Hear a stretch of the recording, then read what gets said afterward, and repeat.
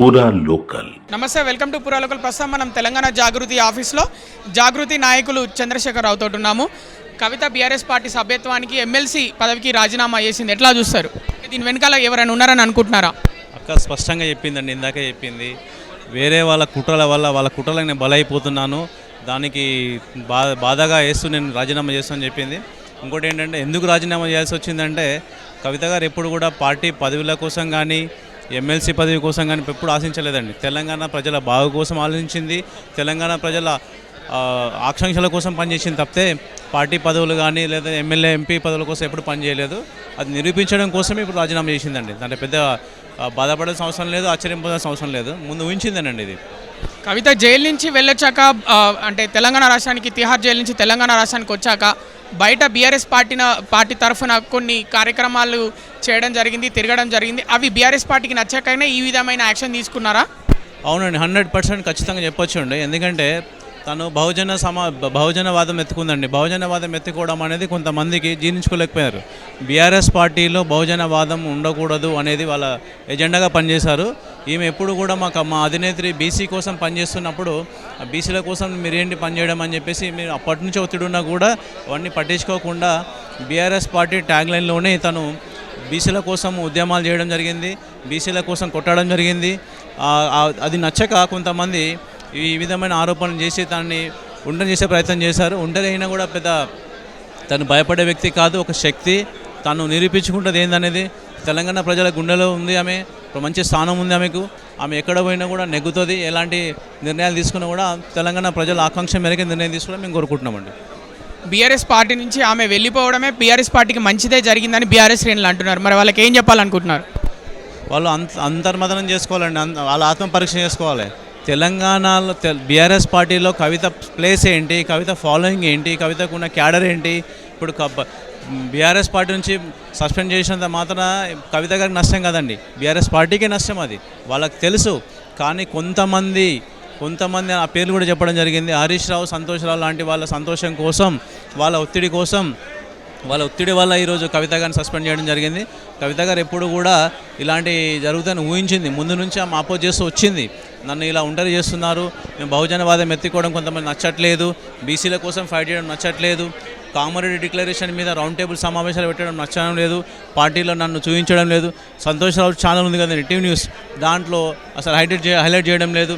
వేరే వాళ్ళ ఛానల్లో వస్తుంది కానీ మన ఛానల్లో రాకపోవడం ఏంటని తను ప్రశ్నించడం జరిగింది. వాటన్నిటికీ కూడా వాళ్ళు ఏంటంటే అధినేత మీద ఒత్తిడి తీసుకొచ్చి తను సస్పెండ్ చేయించడం జరిగింది. సస్పెండ్ చేసినంత మాత్రం మా అధినేత్రి ఇలాంటి ఉద్యమాలు ఆపుతాం మేము అనుకోవట్లేదు. బీసీల కోసం కొట్లాడుతూనే ఉంటాం, బీసీ వాదం వినిపిస్తూనే ఉంటాం, మేమందరం తన వెంటే ఉంటామని మనం చేస్తున్నామండి. రేవంత్ రెడ్డి, హరీష్ రావు ఒకటే బీఆర్ఎస్ పార్టీని కూల్చడానికి చూస్తున్నారని కవిత గారు చెప్పారు. అంటే ఎంత మాత్రం వాస్తవం ఉందంటారు? ఇలాంటి అలవాట్లు హరీష్ రావుకి ముందు నుంచి ఉన్నాయండి. మేము 2007 నుంచి మేము హరీష్ రావుని గమనిస్తున్నాము, ఇప్పుడు కాదండి, మేము ఉద్యమం నుంచి ఉన్నాం, మేము క్యాంపస్లో ఉన్నప్పటి నుంచి గమనిస్తున్నాము. మేము తెలంగాణ నిరుద్యోగ ఫ్రంట్ ఏర్పడినప్పటి నుండి కూడా మేము చాలా సందర్భాల్లో హరీష్ రావుని గమనించడం జరిగింది. మేము తెలంగాణ గ్రూప్ 1 అసోసియేషన్ ఏర్పడిన తర్వాత గ్రూప్ 1 మేము 42% కోసం కొట్లాడుతున్న సందర్భంలో కూడా తెలంగాణ గ్రూప్ 1 విద్యార్థులకు వెన్నుపోటు పొడిచిన నాయకుడు అంటే ఎవరంటే హరీష్ రావు. నేను గంటాపదంగా చెప్పగలుగుతాను. మేమందరం కొట్లాడుతుంటే తను ఏపీపీఎస్సీ మెంబర్స్తో కుమ్ముక్క అయిపోయి మాకు సంబంధం లేదని చెప్పి ఆ రోజు నుంచి అలాంటి కుట్రలు చేస్తున్నాడు హరీష్ రావు. అక్క ఇందాక చెప్పింది స్పష్టంగా, హరీష్ రావు కుట్రలు ఎవరికి కూడా తెలియదు, లోపల జరిగే కుట్రలు తెలియదు, పెద్ద ఎత్తున జరుగుతుంటాయి. ఆయన ట్రిపుల్ షూటర్ కాదు, బబుల్ షూటర్ అని చెప్పేసి అది 100% వాస్తవం. నేను ఒక బాధితునిగా చెప్తున్నాను. మేమందరం గ్రూప్ 1 క్యాన్సిల్ చేయాలి, 42% గ్రూప్ 1 విద్యార్థులకు వచ్చిన తర్వాత నేను గ్రూప్ 1 ఎగ్జామ్ పెట్టాలి, మేము ఆ రోజు ఉద్యమం చేస్తుంటే ఇతను ఏపీపీఎస్సీ చైర్మన్తో ఏపీపీఎస్సీ మెంబర్తో కుమ్ముక్క అయిపోయి మాకు అలాంటి ఆ ఉద్యమానికి ఏం సంబంధం లేదు, మీరు ఎగ్జామ్ యథావిధిగా కండక్ట్ చేసుకోవచ్చు అని చెప్పేసి మా ముందర రవీందర్ రావు అనే ఏపీపీఎస్సీ మెంబర్ తన ఛాంబర్లో కూర్చోబెట్టుకొని మాకు చెప్పడం జరిగింది. పార్టీలో 2nd నెంబర్ ఉన్న వ్యక్తే మాకు ఫోన్ చేసి చెప్పడం జరిగింది, దానికి సంబంధం లేదని, మీరేంటా మీ భవిష్యత్తు పాటు చేసుకొని ఇలా వస్తారని చెప్పి మమ్మల్ని చెప్తున్నప్పుడు మేమందరం ఆశ్చర్యంగా ఉన్నాను. ఇంత పెద్ద నాయకుడు మేము అనుకున్నాం హరీష్ రావు ఇంత పెద్ద వెన్నుపోటు పొడుస్తుండే మేము అసలు ఆ రోజు మేము దాన్ని జీర్ణించుకోలేకపోయినాం. అయినా కూడా మా మాట వినేవాళ్ళు ఎవరు లేకుండాప్పుడు మేము సరే మా ఉద్యమం చేసుకున్నాం. అప్పట్లో 42% కోసం కొట్లాడినాం. అదే 42% కోసం కొట్లాడినప్పుడు వివేక్ వెంకటస్వామి గారు కానీ అండ్ మా కవితక్క కానీ మమ్మల్ని ప్రోత్సహించి తెలంగాణలో 42% విద్యార్థులకు రావాల్సిందే అని చెప్పేసి సుప్రీంకోర్టులో కోర్టులో కేసు వేయడం జరిగింది. అప్పట్లో సుప్రీంకోర్టులో కేసు వేయడానికి మాకు మద్దతు ఇచ్చింది ఎవరంటే అప్పుడు వివేక్ వెంకటస్వామి అండ్ కవితక్క గారు. దానికి సంబంధించిన డబ్బుల విషయంలో కానీ లాయర్ మాట్లాడే విషయంలో కానీ పూర్తి సహకారం అందించి మమ్మల్ని అప్పుడు ముందు తీసుకోవడం జరిగింది.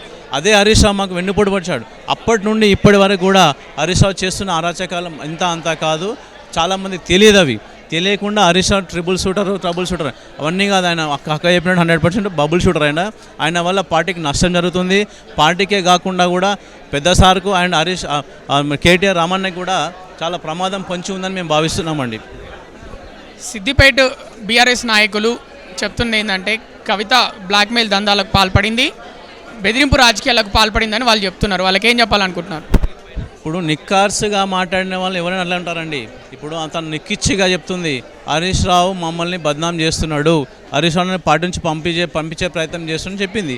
దాన్ని జీర్ణించుకోలేని కొంతమంది పెయిడ్ ఆర్టిస్టులు ఆ విధంగా మాట్లాడతారు. అది కామన్. అది మేము దాని మీద పట్టించుకోదలుచుకోలేదు. కవిత గారు ఏంటి, కవిత గారి మనస్తత్వం ఏంటి, కవిత గారి తను వ్యవహార శైలి ఏంటనేది మేము గత 15 సంవత్సరాలుగా చూస్తున్న వ్యక్తిగా చెప్తున్నానండి. తను ఎవరిని బ్లాక్మెయిల్ చేసే వ్యక్తి కాదు, ఆమె ఎవరిని కూడా ఇబ్బంది పెట్టే వ్యక్తి కాదు. తన అనుకున్న వ్యక్తులను ప్రతి ఒక్కరిని కూడా హక్కును చేర్చుకునే విధానమైన మంచి మనస్తత్వం ఉన్న వ్యక్తి అండి. తాను ఎప్పుడు నిన్న ఒక ఇంటర్వ్యూలో ప్రకాష్ గారు చెప్తున్నారు, కవిత గారు చాలా పరిజ్ఞానం ఉన్న వ్యక్తి. కవిత గారు ఏ మాట చెప్పినా కూడా ప్రతిదానికి ఇన్ఫర్మేషన్ లేకుండా కానీ అవగాహన లేకుండా మాట్లాడదు. అంత మంచి అవగాహన ఉన్న వ్యక్తి అంత పెద్ద నిర్ణయం తీసుకుంది, ఆమె మీద సస్పెన్షన్ వేయడం అనేది ఇది అన్యాయం అని చెప్పి కొంతమంది మేధావులు చెప్తున్నారు. మేధావి వర్గాలను ఆలోచించండి, మేధావి వర్గాలను అడగండి కవిత గారి మీద ఇలాంటి నిర్ణయం సరైనదా కాదని చెప్పేసి. ఎవరో హరీష్ రావు పేడ్ ఆర్టిస్టులు వచ్చి కవిత గారి మీద అలాంటి వ్యాఖ్యలు చేయడం అనేది కామన్. అది ఎవరైనా కూడా ఆయన కాన్సెన్సీ కాబట్టి చెప్తారు అక్కడ. మరి మేము చెప్తున్నాం కదా, ఇప్పుడు మేము కూడా కవిత గారి మనుషులు చెప్తున్నాం. ఈజ్ ఏ ట్రిపుల్ షూటర్ కాదు, బబుల్ షూటర్. ఈజ్ ఆయన వెన్నుపోటుదారుడు. ఏ విధంగా అయితే చంద్రబాబు రామారావుకి వెన్నుపోటు పొడిచాడో త్వరలో చూడబోతున్నాం మనము. హరీష్ రావు కేసీఆర్ గారికి వెన్నుపోటు పొడబోతున్నాడు. హరీష్ రావు రేవంత్ రెడ్డి ఒకటైన విషయం 100% వాస్తవం. అది అందరికి తెలిసిన విషయమే. అది హరీష్ రావు ఇండియాలో లేనప్పుడు ఆయన మీద ఈ విధంగా మీరు వ్యాఖ్యలు చేస్తున్నారు జాగృతి తరఫున. ఉన్నప్పుడు చేయొచ్చు కదా, లేనప్పుడు ఎందుకు చేస్తున్నారు?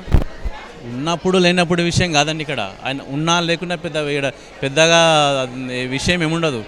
వాస్తవాలే. ఆయన లేకపోవడం దానికి మేము బాధ్యులం కాదు కదండి. ఆయన అలా కూతురు అడ్మిషన్ కోసం అమెరికా వెళ్ళాడు. ఆయన గమనించట్లేదా? ఇక్కడ జరుగుతున్న పరిణామం చూడట్లేదా? ఆయన చెప్తేనే కదండి ఇక్కడ పేడ్ ఆర్టిస్ట్ మాట్లాడుతున్నది. ఆయనకి ఇన్ఫర్మేషన్ లేకుండా ఎక్కడ ఉన్నా కూడా నిజాలు ఖచ్చితంగా బయటకు వస్తాయి, ఇంకా కూడా బయటకు వస్తాయి. తెలంగాణ ప్రజలకు ఆయన నిజస్వరూపం బయటపడుతుంది, తెలుస్తుంది. ఇప్పుడు కాదండి. ఎవరైతే ఇప్పుడు కవిత గారి గురించి అనుచిత వ్యాఖ్యలు చేస్తున్నారో వాళ్ళు ఆత్మవిమర్శ చేసుకోవాలి. కవిత గారు ముందు నుంచి కూడా తన పార్టీలో లేరండి. తన సొంతగా తెలంగాణ జాగృతి అనే సంస్థను స్థాపించుకొని దాన్ని మన తెలంగాణ సంస్కృతి కళల కోసం కొట్లాడుతూ వచ్చిన వ్యక్తి అండి. ఏదో పార్టీ కోసమో పదవి కోసం కష్టపడే వ్యక్తి కాదండి. ఆమె ఎప్పుడు కూడా తెలంగాణ ప్రజల కోసం, తెలంగాణ ఆకాంక్షల కోసం, తెలంగాణ కళల కోసం కష్టపడిన వ్యక్తి అండి. ఇలాంటి విమర్శలు పట్టించుకోవాల్సిన అవసరం కూడా లేదండి. తెలంగాణ జాగృతి పోరాటము బీఆర్ఎస్ పార్టీ కేసీఆర్ని కాపాడుకోవడమా, లేకపోతే హరీష్ రావుని సంతోష్ రావుని విమర్శించడమా, వాళ్ళు చేసిన పనుల గురించి చెప్పడమా? ఇప్పుడు కేసీఆర్ను కాపాడుకోవాలంటే ఇలాంటి వాళ్ళని ఎత్తి చూపాల్సిందే కదండి. ఇప్పుడు కేసీఆర్ను కాపాడుకోవాలి. కేసీఆర్ గారికి వెన్నుపోటు జరుగుతుంది, దాన్ని గమనించిన వ్యక్తిగా, తన దగ్గరుండి గమనించిన వ్యక్తిగా ఇప్పుడు తను బయట చెప్పింది. అంటే ఇప్పుడు కేసీఆర్ను కాపాడుకోవాలంటే ఇలాంటి విషయాలు బయట పెట్టాల్సిందే కదా. ఇలాంటి విషయాలు బయట పెట్టకపోతే ఎలా తెలుస్తుందండి? ఇప్పుడు సంతోష్ రావు పక్కనే ఉంటాడు, పక్కన నుండి వెన్నుపోటు పడుస్తున్నాడు. ఆ విషయం కేసీఆర్ గమనించట్లేదు. కేసీఆర్ మా అధినేత చెప్పినట్టుగా తను వేరే పనులు బిజీ ఉంటారు. వీళ్ళు పక్కన నుండి వేరే వాళ్ళకి ఫోన్లు మాట్లాడుకుంటా ఇక్కడ జరుగుతున్న విషయాలు మొత్తం లీక్ చేసుకుంటూ లీక్ వీరుడు అయిపోయాడు సంతోష్ రావు. ఆయన గ్రీక్ వీరుడు అనుకుంటున్నాం కానీ ఆయన లీక్ వీరుడు అయిపోయాడు. సినిమా హీరోయిన్లు తీసుకొచ్చి చెట్లు నాటించడం కాదు బాబు. ఇక్కడ జరుగుతున్న తెలంగాణలో గ్రౌండ్ లెవెల్లో జరుగుతున్న పరిణామాల గురించి తెలుసుకో. ఎప్పుడు కూడా నువ్వు లోపల ఉండి కేసీఆర్ గారికి వెన్నుపోటు పడడం కాదు. కేసీఆర్ గారిని గాడ్ ఫాదర్ లాగా నీకు బ్యాక్గ్రౌండ్ లేకుండా నీకు ఎంపీని చేసిన వ్యక్తిని పట్టుకొని నువ్వు ఈరోజు బజార్లో వేయడానికి ప్రయత్నం చేస్తున్నావు. అది మానుకో సంతోష్ రావు. ఇప్పటికైనా కళ్ళు తెరిచి నీకు భిక్ష పెట్టిండు, ఆయన నీకు రాజకీయ భిక్ష పెట్టిండు. అది గమనించుకోకుండా నువ్వు వీళ్ళ కుటుంబాన్ని విచ్ఛిన్నం చేసే ప్రయత్నం చేస్తున్నారు. హరీష్ రావు గారు కానీ, సంతోష్ రావు గారు కానీ, కేటీఆర్ను, కవిత గారిని, ఆయన కేసీఆర్ గారిని కలవకుండా వాళ్ళని విచ్ఛిన్నం చేసే ప్రయత్నం జరుగుతుంది. వాళ్ళ కుటుంబంలో కల్లోహాలు సృష్టించే ప్రయత్నం జరుగుతుంది. ఇవన్నీ గమనించిన కవిత గారు ముందు చెప్పడం జరిగింది. చెప్పడం వల్ల కొంతమంది జీర్ణించుకోలేకపోతున్నారు. ఇవన్నీ కామన్ అండి, ఇవన్నీ జరుగుతుంటాయి, వస్తుంటాయి, పోతుంటాయి. కానీ కవిత గారి స్టాండ్ ఒకటే, తెలంగాణని కాపాడుకోవడం, తెలంగాణ తెచ్చిన బాపు కేసీఆర్ను కాపాడుకోవడం, తెలంగాణ కేసీఆర్ గారి మీద జరుగుతున్న కుట్రలను ఆపడం, కేసీఆర్ గారి మీద జరుగుతున్న కుట్రల్ని బహిరంగంగా చెప్పడం. ఆమె వాళ్ళ ఫాదర్ని కాపాడుకునే ప్రయత్నంలోనే ఇప్పుడు బలైపోయింది. ఇప్పుడు ఏమంటున్నారు, ఆమెను బహిష్కరించారు. ఎందుకు బహిష్కరించారండి? కేసీఆర్ గారి మీద సిబిఐ కేసు ఎందుకు వేయాల్సి వచ్చింది అన్నందుక బహిష్కరించాల్సింది. ఇప్పుడు అదే కదా ఇప్పుడు చేస్తున్నది. ఇప్పుడు ఎందుకు హరీష్ రావు గారి మానిటరింగ్ సరిగా లేకపోవడం వల్ల కాళేశ్వరంలో అవినీతి జరిగిందని చెప్పడం జరిగింది. తప్పేముందనలో ఇరిగేషన్ మినిస్టర్గా ఉన్న నువ్వు నీ పర్యవేక్షణ నీ ఎగ్జిక్యూషన్ చక్కగా లేకుండా పోవడం వల్లనే ఈరోజు కేసీఆర్ గారు బలైపోతున్నారు. దాని కారకు నువ్వని చెప్పడం తప్పేముందండి? తప్పుగా చెప్పడం తప్ప? అదే కదా చేసింది ఇక్కడ ఆమె.